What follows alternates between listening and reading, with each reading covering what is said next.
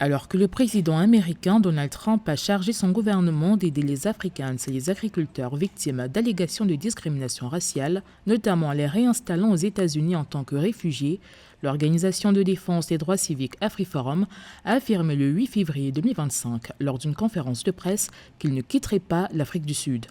Leur briefing intervient après que le président américain Donald Trump a publié vendredi un décret gelant l'aide de Washington à Pretoria, citant la loi sur l'appropriation des terres récemment adoptée par le pays et les accusations de génocide contre Israël. Nous sommes devenus un peuple ici. Nous devons également veiller à ce que notre culture soit transmise aux générations futures, ce qui ne peut se faire à l'étranger. Sur le long terme, c'est un risque réel d'acculturation si vous allez dans un autre pays.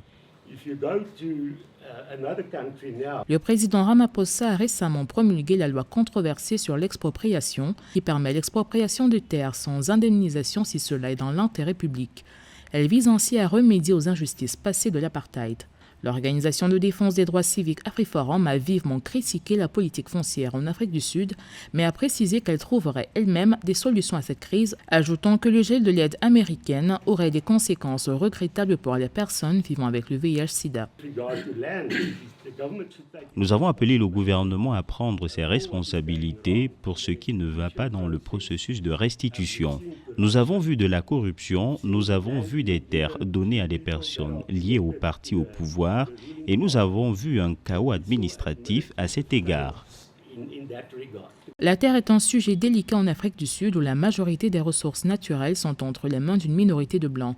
Même après l'apartheid, les Afrikaners, un groupe ethnique sud-africain composé de descendants de colons néerlandais et d'autres Européens, ont continué à posséder la grande majorité des fermes commerciales du pays qui produisent la majorité de la nourriture.